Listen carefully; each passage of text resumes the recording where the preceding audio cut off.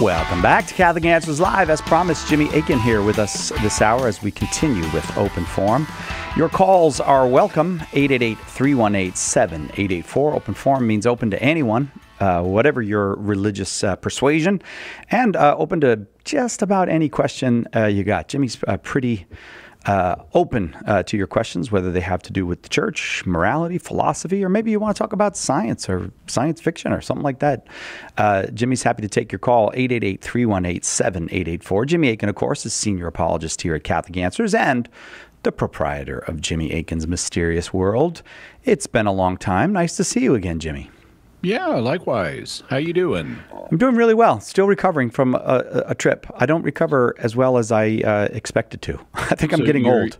Your sense of balance hasn't fully restored yet after being upside down for a couple of weeks? It's weird to hang upside down. The blood's rushing back to my feet now. And so, I feel like it's a hard adjustment. But yeah, it does feel like as each year passes and I get older, my recovery time is a little bit longer than it used to be.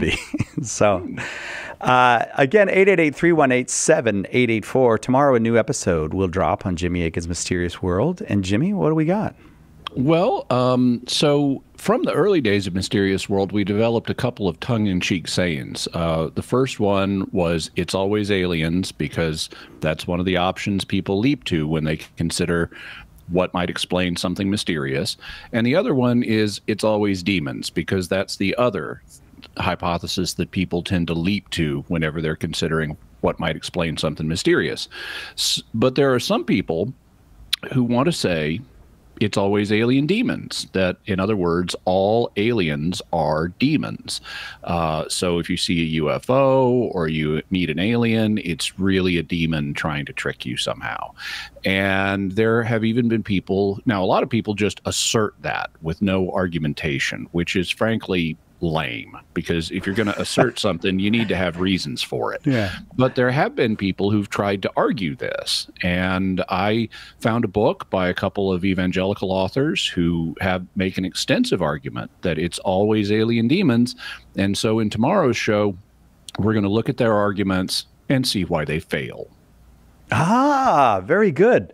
All right. Well, they kind of set a double hard thing for themselves. They're talking about aliens and demons. They've doubled the degree of difficulty. So, but they fail, huh? They fail pretty hard, actually. Yeah. Well, how would a demon even fly a spaceship? I don't even. Oh, demons, I don't have a problem with that. Okay. It's not could demons do it. It's what evidence do we have that demons are doing it, or must be the explanation. All right. Well, as I said, they drop every Friday. It'll drop tomorrow morning. So check out Jimmy Akin's Mysterious World. Did I miss good ones while I was gone? You did. You missed a couple of episodes looking at the 1890s mystery airships that appeared in 1896 and 1897 in the United States. And some people in the UFO community cite them as like the earliest UFOs, at least in recent times, and as evidence of extraterrestrial contact. And I conclude that they're not that, but they were something. And I actually tracked down what exactly they were and named the people involved. Oh, good. So a mystery with a solution. Yeah. Not just an open-ended mystery. All right. Okay. I'll have to check them out. Jimmy Akin's Mysterious World. Check it out wherever you get your podcasts, or just go to mysterious.fm. Jimmy, shall we go to the phones? They're all full. Sure. All right. Let's start with Connie in Columbus, Ohio, listening on St. Gabriel Radio. Connie, welcome. Go ahead with your question for Jimmy. Yes. I wanted to know what Jesus meant when he referred to himself as the Son of Man. Yeah, so this is a question that a lot of people have. In the Gospels, we have Jesus described both as the Son of God and the Son of Man, and some people have tried to explain it by proposing that he's referring to the two parts of his nature, his divine as a composite being. He has his divine nature, which is fundamental, and then he has this added human nature when he became incarnate. And so some people have proposed, well, when he's referred to as the Son of God, that's highlighting his divine nature, but when he refers to himself as the Son of Man, he's highlighting his human nature. And that's not on its face unreasonable. In fact, on its face, that's a pretty reasonable interpretation. In fact, we have precedent in the Old Testament for the term Son of Man just being used to mean a human. For example, in the book of Ezekiel, God periodically addresses the prophet Ezekiel and says, Son of Man, do this, or Son of Man, do that. And he's just referring to Ezekiel as a human being. And so it's not unreasonable, if you don't know anything else, to assume that that's what Jesus meant. But we now do know some other things.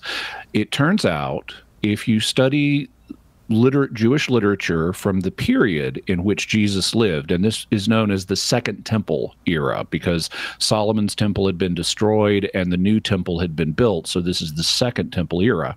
And if you study Jewish literature from the Second Temple era, you find out that the term Son of Man came to have a special meaning.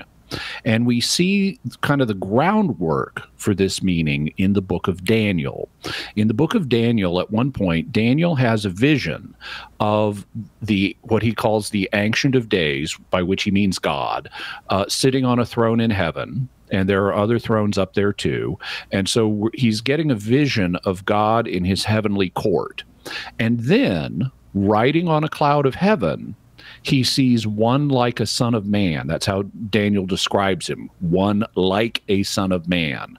And he's presented before the Ancient of Days. So he rides up to God on a cloud, and he's presented before him in his royal court in heaven.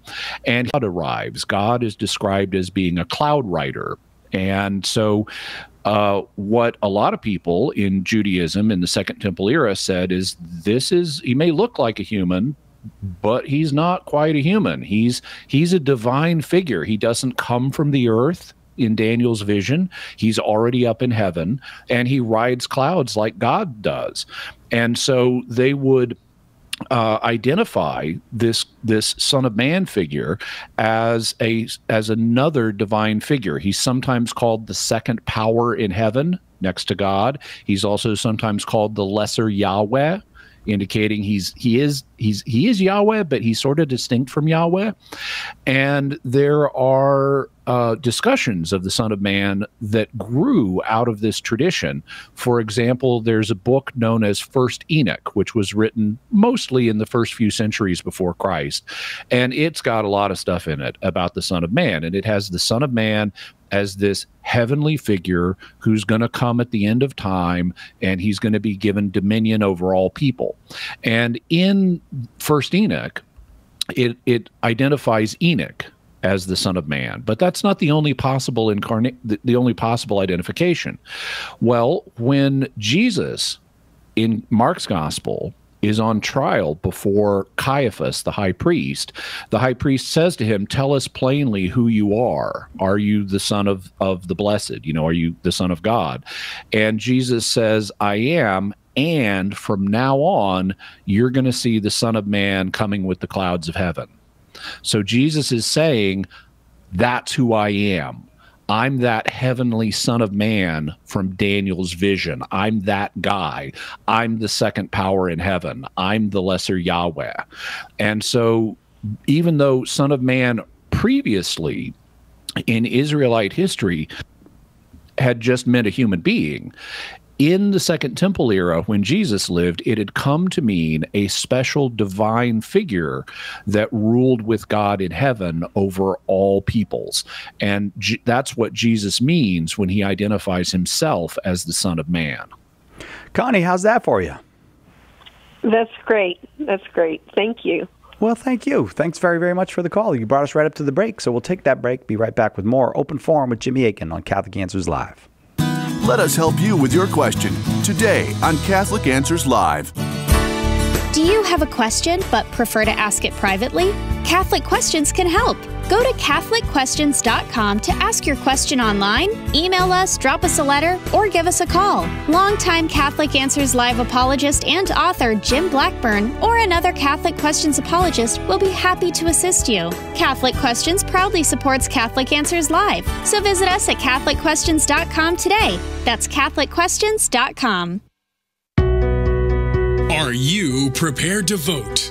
Citizens have co-responsibility for society, and this duty especially obliges those in a democracy who must elect representatives to run the state on their behalf. Learn more so you're prepared when you vote this November. Visit EWTN.com/vote for everything Catholic voters need to know before picking up a ballot.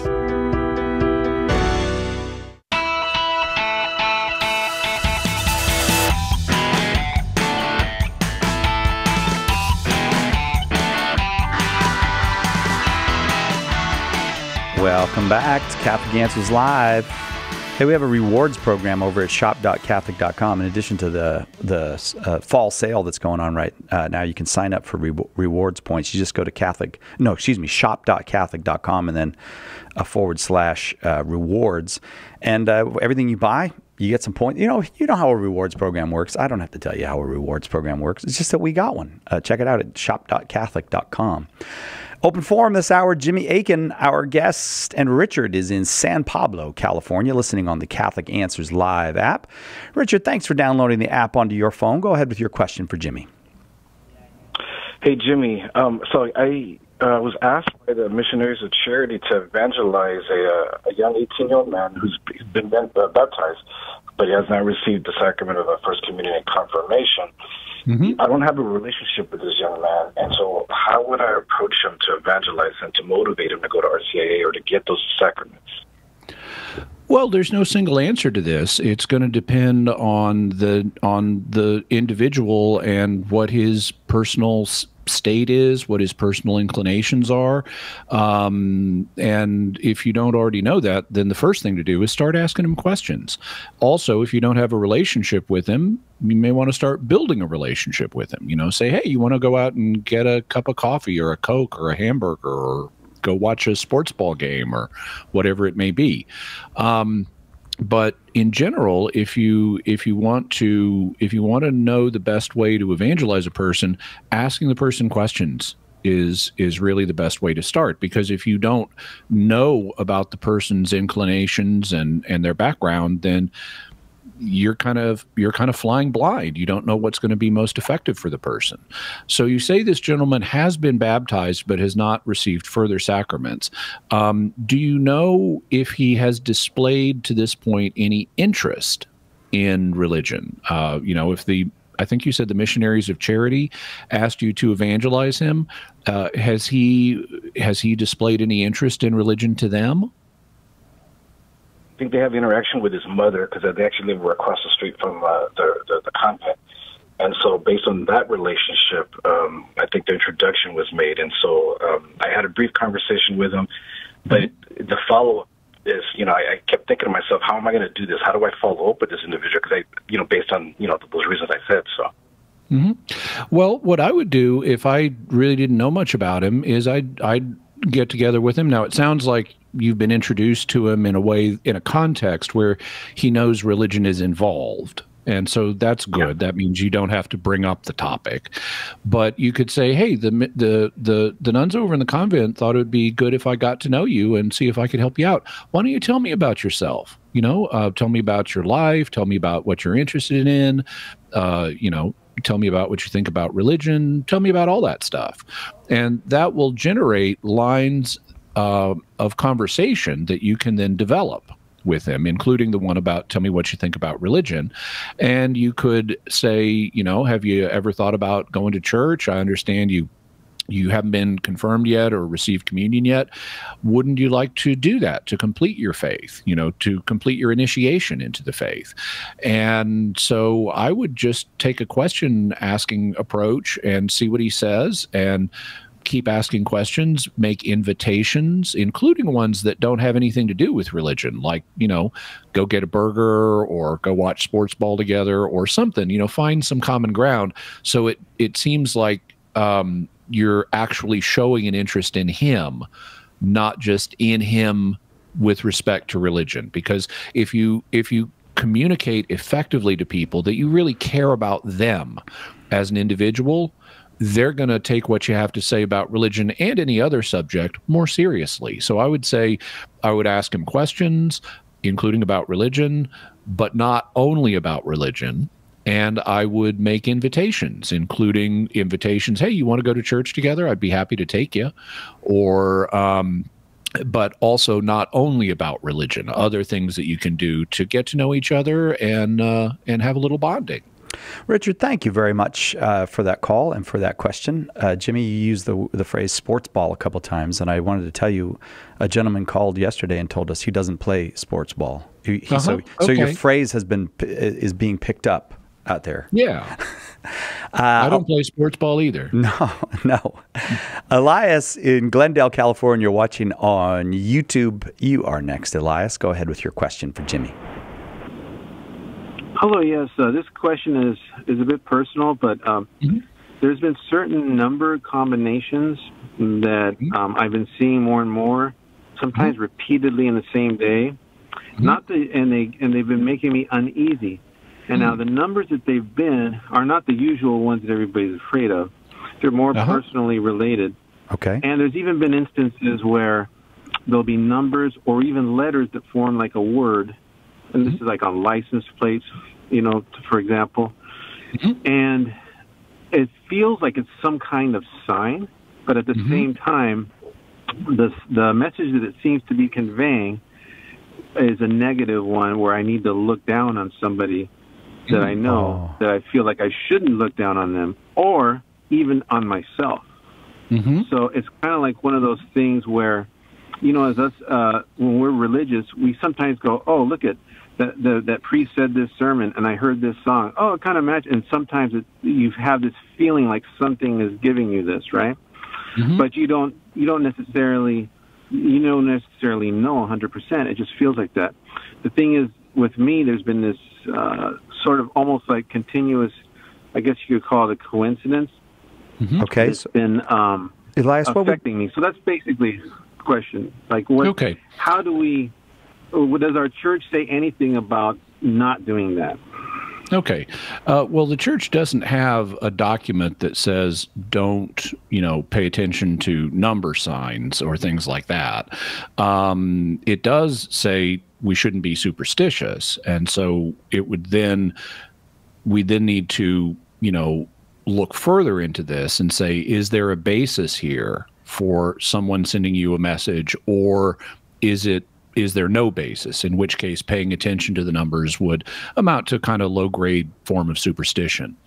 Are you comfortable telling me the numbers or letters that you've been noticing lately? On the air, no. Maybe on an email, personally. Okay. How many different numbers are there? It's been actually increasing into different other combinations, but the main ones is two numbers that are right next to each other. Okay. So if there is a message being sent to you, now the first thing is, when we're looking at, this is potentially a paranormal phenomenon, something that goes beyond the normal, and that's what all paranormal means. And whenever we're considering something that might be paranormal, the first thing we need to look at are natural explanations. Are there natural explanations that could, be responsible for you noticing these numbers? Well, the big one is humans are pattern matching monsters. I don't know about other species, but humans look for patterns. We identify patterns even in random data. For example, if you look at an old style TV screen, and Elias, you may be too young to remember these, but if you look at an old style TV screen, when there's no signal, you'll see this snowy static on it. Well, people would watch the snowy static and their subconscious would start putting together patterns. I can remember watching watching a snowy TV screen when I was growing up, and I would see little spinning wheels in the pattern of static and things like that. Humans just look for patterns. We're programmed to, and we're biased in favor of finding a pattern even when there's no pattern there. And there's a very good reason for that, because our ancestors grew up out in the jungle, and you've got all this motion of leaves and light and shadows around you, and sometimes you're going to see something that could just be random rustling of leaves, or it could be an indication there's a tiger that's about to leap out and eat you. And if you assume that there is a tiger and there's not, well, you're safe. But if you assume there's not a tiger and there is, you might get eaten. And so it's safer for us to assume that random stuff we see is actually a meaningful pattern. So we're biased in favor of seeing patterns even when patterns aren't really there. So that's the first and big natural explanation that could be responsible for your experience.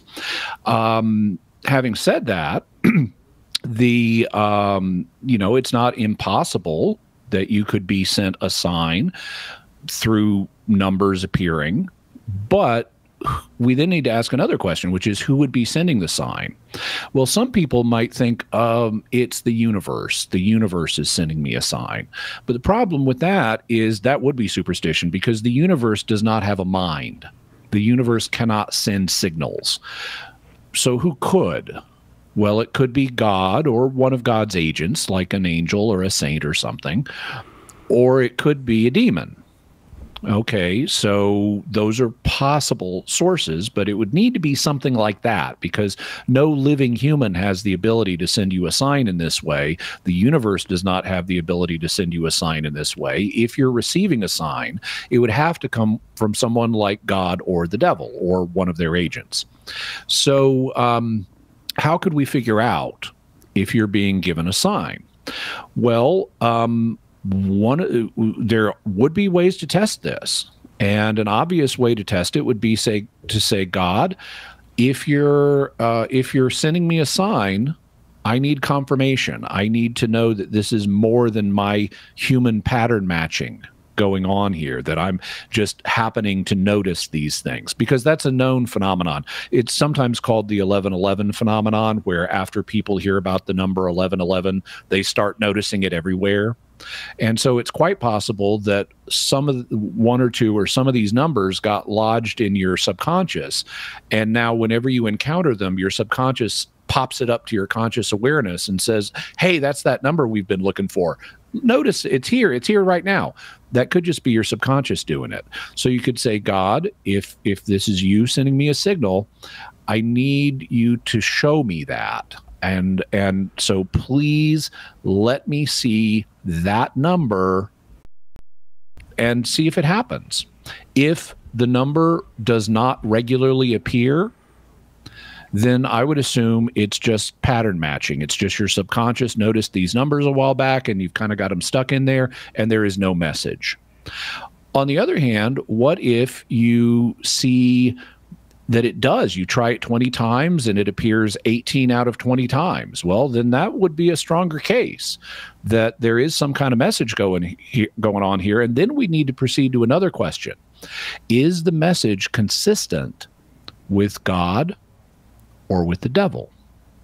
If the message is telling you to look down on someone, to judge them, or you look down and judge yourself, just for no particular reason or whatever, well, that's not what God, that's not the kind of message God would be sending you, because God is love.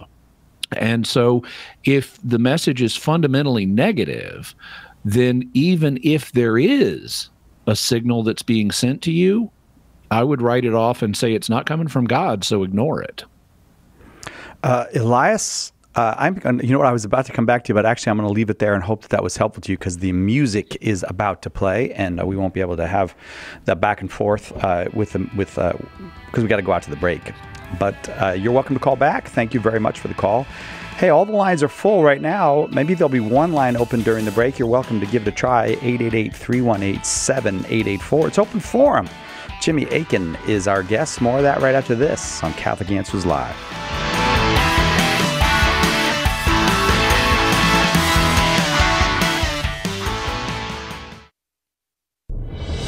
When the resurrected Jesus appeared to disciples on the road to Emmaus, they didn't recognize him until the breaking of the bread. The same is true today. In the Holy Eucharist, we really meet Jesus. In The Eucharist is Really Jesus, author Joe Heschmeyer explains how knowing Jesus in the Eucharist is the key to understanding all of Christian faith. Order your copy of The Eucharist is Really Jesus today at shop.catholic.com or get it at a good Catholic bookstore.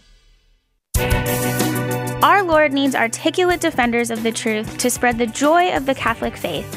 Catholic Answers monthly giving club, Society 315, helps you fulfill the call in 1 Peter 3:15 to always be prepared to make a defense for the hope that is in you.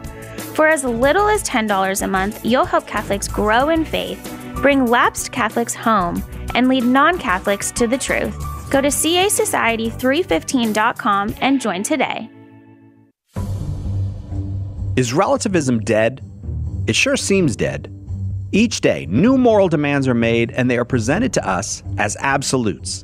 Everything, from transgender ideology to physician-assisted suicide, is presented as a moral good that all right-thinking people must accept. But Catholic Answers' own Carlo Broussard says look deeper, and you will see today's moralism is just relativism dressed up in new clothes. Carlo's eye-opening book, The New Relativism, shines a light on how the sacred moral teachings of this age cover up a deep denial of moral truth. Order your copy of The New Relativism today at shop.catholic.com and be prepared to defend the truth against aggressive relativism. The New Relativism at shop.catholic.com or ask for it at a good Catholic bookstore near you.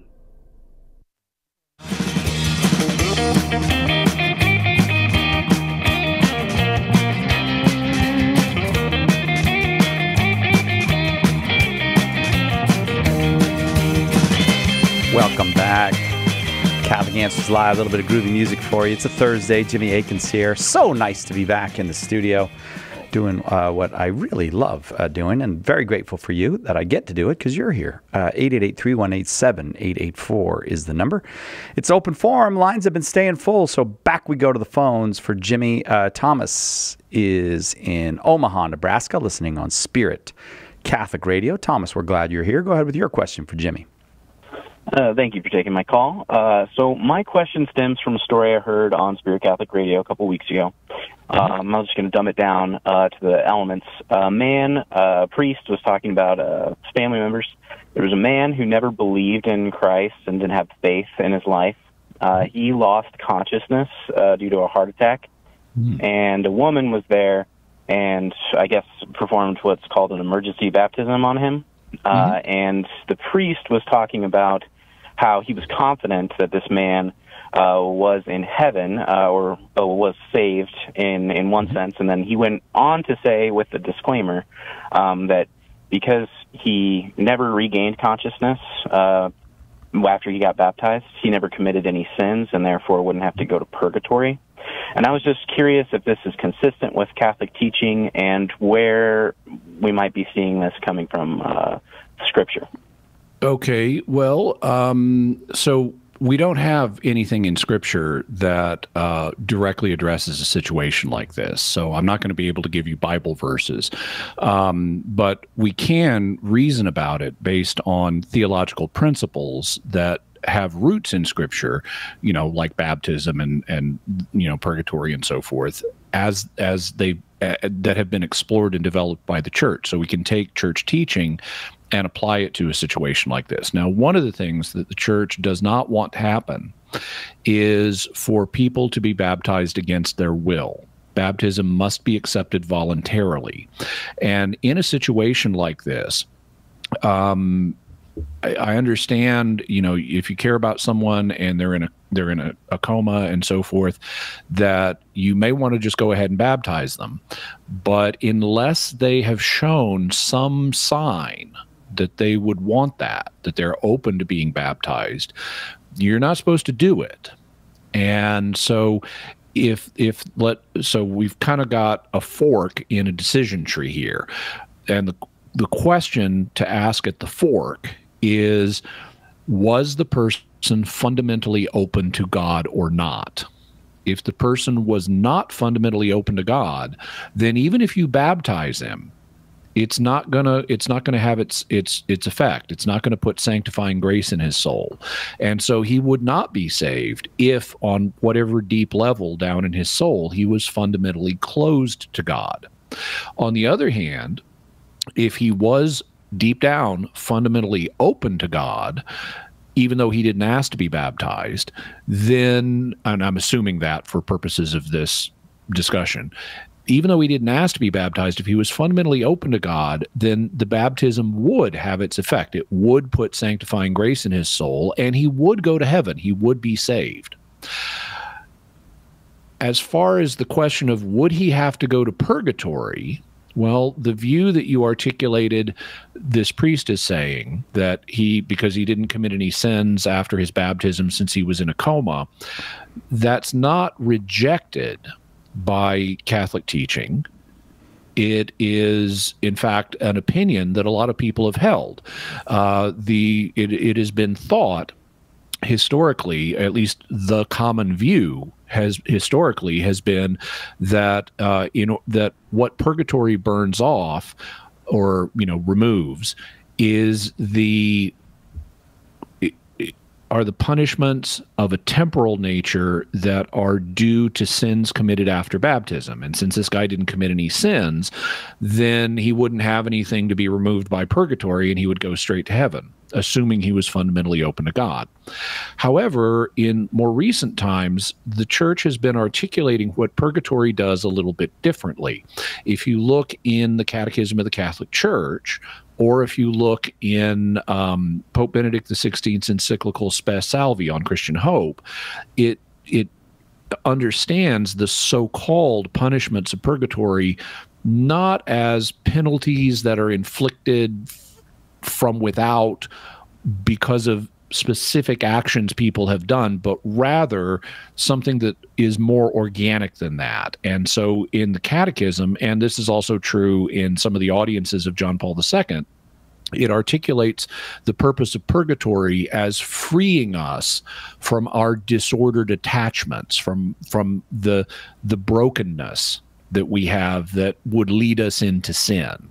And so it's not so much like punishing a child, it's more like healing a broken arm, and it's more organic.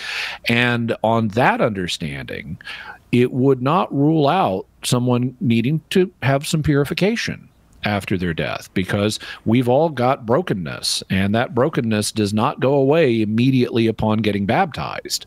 So if this gentleman had disordered desires, as part of his brokenness, which everybody does, under ordinary circumstances, at least all ordinary people do, if he had disordered desires that would continue to tempt him, if he had regained consciousness, then he would need to be purified of those disordered desires, because we're not going to be tempted in heaven. We won't have disordered desires in heaven. And so on that understanding, he very well could need to go through purgatory, not as a punishment, but as a healing measure. Thomas, okay? Yeah, that's great. Thank you for the answer. Thank you very much for the call and for the question.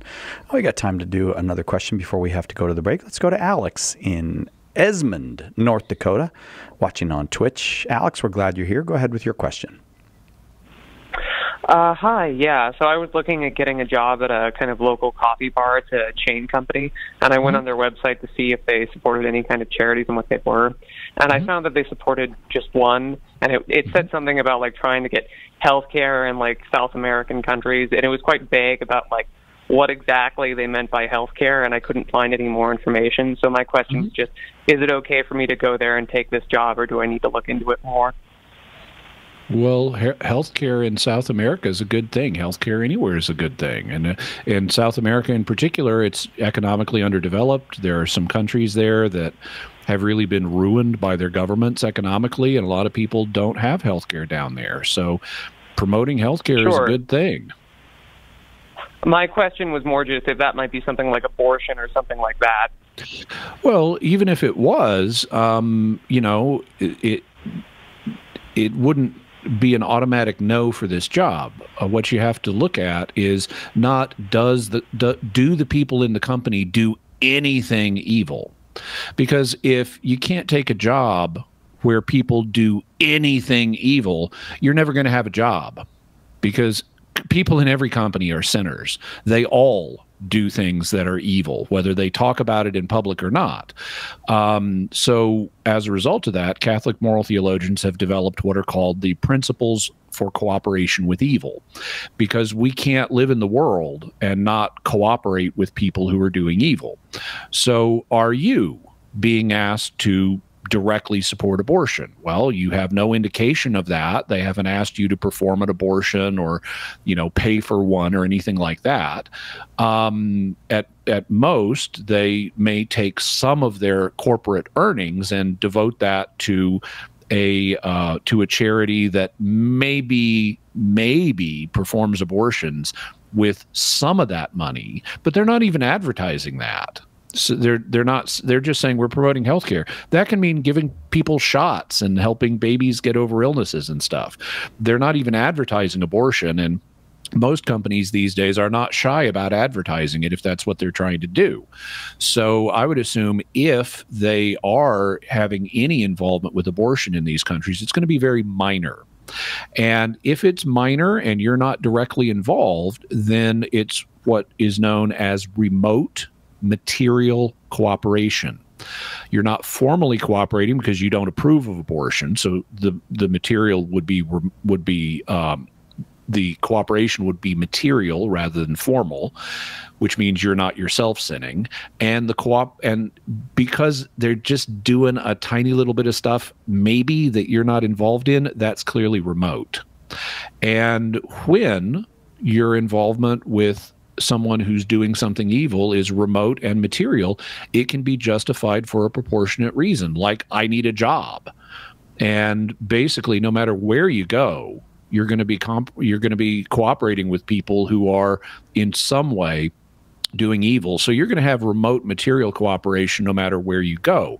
Now, if this was the Abortions Are Us coffee shop, where they were heavily involved in promoting abortion, and that was like their main corporate purpose, and they're just selling coffee to underwrite abortion advocacy or paying for abortions, well, I would say no, you wouldn't want to work there. But this sounds like remote material cooperation, and you're going to have that anywhere, and if you need a job, take what jobs are available. I'm going to leave it there because I got to take a quick break. We will take the break. Be right back with more Open Forum with Jimmy Akin right after this on Catholic Answers Live.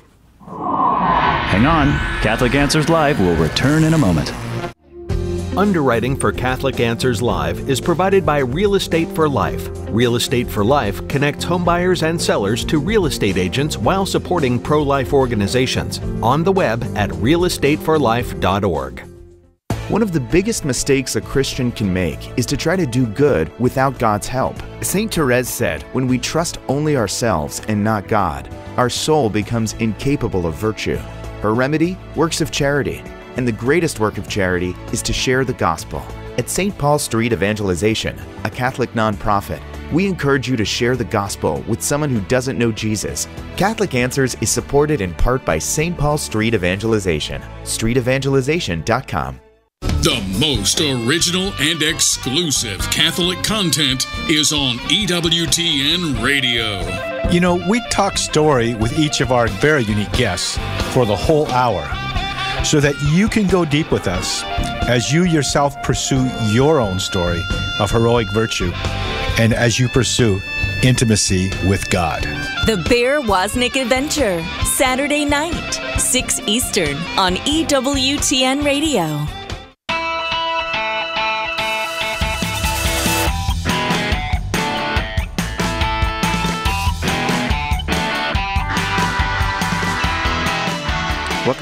Catholic Answers Live. This second hour is flying by for me. I don't know how it is for you, Jimmy, but I think I've enjoyed the questions this hour.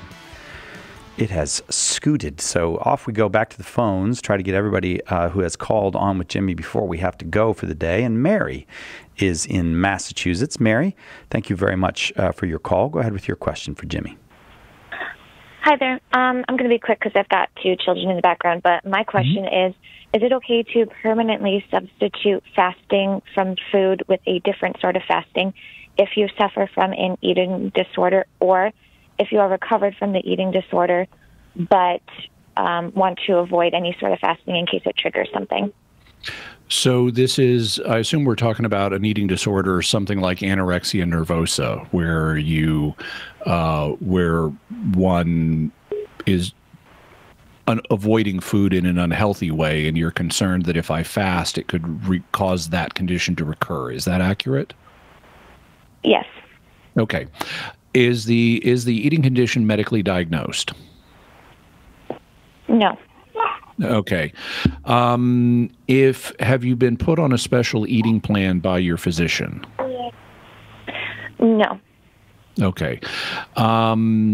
Well, I would say if it had been medically diagnosed, and especially if a physician had put you on a specific eating plan, then one would not be obliged to fast on Ash Wednesday and Good Friday, which are the only 2 days that fasting is required.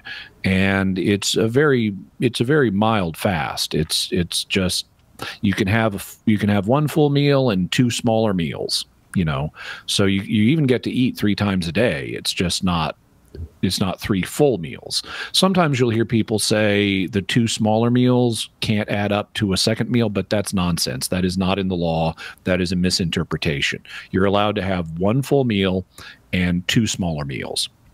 Now, if it's true that would put you at significant risk of reigniting this eating disorder and it causing significant harm to you, then you would be free from the obligation of fasting. However, I think it's important in cases like this to get a professional opinion or a second opinion on this kind of thing, either from a medical professional or from like your spiritual director, if you have one, or your pastor if you don't. Someone who knows you and knows the situation and can talk to you and say how much risk is really involved here. If the risk is significant, then absolutely yes, you can do something else instead of fasting practices, or commute. You could go to your pastor. This isn't any priest, but it is your pastor, and the same would be true of your bishop. But you can go to your pastor or your bishop and say, I have this eating disorder and I'm concerned that it will reignite if I start fasting on Ash Wednesday and Good Friday. Can you commute this to something else? Can you let me pick some other penance, or can you even dispense me from it? And they can do that. Okay, Mary? Oh, did Mary, maybe, is that okay, Mary? Makes sense? Yes, I did not know about that last part, so that's very helpful. Thank you very much. Wonderful. No problem. Wonderful. All right, thanks for the call. Let's go to Toronto, Canada, where Lucy is waiting on the line. Lucy, thank you for your patience. Go ahead with your question for Jimmy. Hi, thank you so much for taking my call. So I'm 14, and I'm an RCIA, and I actually called yesterday with a somewhat similar question, but I'm really struggling with kind of... Oh, I'm so sorry. So I'm 14, and I'm an RCIA, right? And I've been struggling with the fear of like the end times and the rapture in particular. I know, kind of heavy, but it was kind of just I've been kind of praying for like signs and for help. And I was listening to an audiobook last night. I was going to bed, and I woke up at around 3:30 in the morning, and there was a podcast playing that I hadn't put on, and it was a podcast talking about how the rapture is real, and how we should believe in it and how we should fear it. And so I was kind of freaked out and like, oh my gosh, is this a sign? Should I believe this? So I guess my question is, should I believe this as a sign from God? Okay. So we had a caller earlier this hour who was also asking about signs. And one of the principles that I articulated to that gentleman was you want to look at the content of the proposed sign and say, is this consistent with what we know from God? And there are other things you can do in evaluating a sign. But if the message of the sign is not consistent with what we know from God, then you can just ignore it. It's either not a sign at all, or it's not a sign. It's a sign from someone other than God. So in this case, I don't think we need to do any testing, because the idea of the rapture, as popularly understood, is not consistent with what we know from God. The idea of the rapture, as it's commonly understood, is that sometime a little more than 1,000 years before the end of the world, Jesus will return and snatch his church away and take it up to heaven with him for a period of a few years while all hell breaks loose on earth. And then Jesus will return and personally, physically reign on earth for 1,000 years before the actual end of the world. And that's a view that's known as pre-tribulational premillennialism.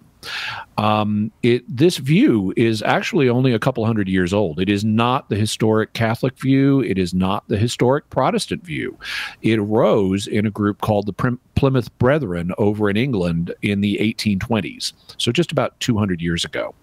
And it is not supported in the Bible. There is an event where Jesus returns and catches his church return to earth, and so the church is going to go up to meet him and then accompany him back to earth, and he will then, it's going to be the end of the world, and we'll have the resurrection of the dead and the final judgment, and he'll set up the new earth and the new heaven and reign, and this all happens right at the end of the world. It's not before that. And we have a lot more information about that, some of which I've written at Catholic.com. So I would suggest, in addition to the answer I've just provided, go to Catholic.com and type in rapture, and you'll get a bunch of information about why this theory actually isn't supported in the Bible. If you carefully study what St. Paul says in 1 Corinthians, where he talks about this, and this is the only passage in the Bible that mentions this event, is in 1 Corinthians 4. But he's talking about the actual coming of Christ at the end of the world, not something over 1,000 years before that. Okay, Lucy? Yes, that makes very much sense. Thank you so much. Oh, no thank problem. you. Thank you. And you're always welcome here. We'll look forward to talking with you again sometime. Let's see. We are off to Imperial Beach, California, just down the road from where we are. Timmy, listening on the Catholic Answers Live app. Go ahead, Timmy, with your question for Jimmy Akin. Hey, so Jimmy, thanks for taking my call. Mm-hmm. Sure. My question, I've got some buddies that I'm in a Bible study with who are Reformed, and it came up that basically the sacrifice of Christ on Calvary, that he loses his divinity, essentially, like when the Father's pouring out his wrath on the Son, and that it's only the man of Christ that dies, not like the divine aspect. Mm-hmm. Or the divine nature of Christ. And to me, that just sounded like kind of Nestorian. And then I looked it up on Legionnaire as well, and R.C. Sproul says kind of something similar. So I was just wondering how that squared with our view, and then how exactly Christ did, in fact, die on the cross, or God did. So Timmy, were these individuals Pentecostals or charismatics or members of what's sometimes called the Word Faith movement? No, it's like just San Diego Reformed Baptist Church, I believe. Oh, really? Well, this is very surprising. I couldn't tell you exactly what that falls under. Timmy, that's okay. Let me have a swing at the answer, because we're getting close to the end of the show, and I want to give you a good answer. It's very surprising that Reformed Baptists would say that. So Christ has his divine nature, his human nature, and his human nature is composed of a human spirit, a human soul, and a human body. Now, what happened when Christ died was his human body and his human spirit separated. And as James says in James chapter 2, the body without the spirit is dead. So when Christ died, his body and his human spirit separated. But that didn't cause any separation with his divine nature. His divine nature, it remained united, like to his human soul. There was no division there. If there had been, Christ would have split into two people. And as you mentioned, that's a heresy known as Nestorianism. So what happened on the cross was Christ's body, his human body, stopped functioning, and therefore it separated from his human soul, but his divinity did not split off. It was not removed. Nothing like that happened. Also, God wasn't literally pouring out his wrath on Jesus. That phrase is never used in the Bible. That's an artifact of theology in certain Protestant communions, but that is not the language of the Bible. That is not how the Bible describes what God did with Jesus. There's nothing about pouring out wrath on his son. Timmy, that got to what you wanted to get to? Yeah, no, thank you. That helps a lot. I was just needed help. Yeah, no problem. Thank you very much. I wonder if we can get another one. Let's try Ann on line 3. Ann, right here in San Diego. Thank you for your call. You're going to have to be quick if you'd like an answer from Jimmy. Okay, thank you so much. Can you hear me? Sure. Yeah. Yes. Real what's quick. Your question? Excellent. So really quick, thank you so much. I loved your. Okay. We got to get a question. Ann, I need your question if you want an answer. Okay. So the question is regarding the Son of Man and Daniel 7 and Jesus referring himself. Right. What's the question? As the question is, somewhere you had said he was referred to as part Yahweh. But no, wouldn't, because Jesus is. Oh, okay. I thought you had said that partly Yahweh. Nope. Okay. No, Jesus, and who is the Son of Man, is Yahweh. He is not partly Yahweh. He has, in addition to his divine nature as Yahweh, he also has a human nature. But if you say he's partly Yahweh, it would be theologically misleading. So I would not say that. And we kind of had rushed you there a little bit. If you'd like a copy of Jimmy Akin's book, The Words of Eternal Life, True Happiness and Where to Find It, I'd love to send it to you. Yeah. Because we had to scooch you off kind of quick. But thanks to everybody who called. We will be here tomorrow if we didn't get to you, but only just one call we didn't get to. Jimmy, thank you. That was yeoman's work today, getting through all those calls. My pleasure. Don't forget, tomorrow, Jimmy Akin's Mysterious World drops. This one, are aliens demons? Are they all demons? Jimmy looks at the evidence, as always, from the perspective of reason and faith, and comes to some conclusions. So check it out. Mysterious.fm is the place to go. Rose Sweet will be here tomorrow. And I think we're going to talk with Matthew Bunson, Dr. Matthew Bunson, about the church in the news. We'll see you then, God willing, right here on Catholic Answers Live.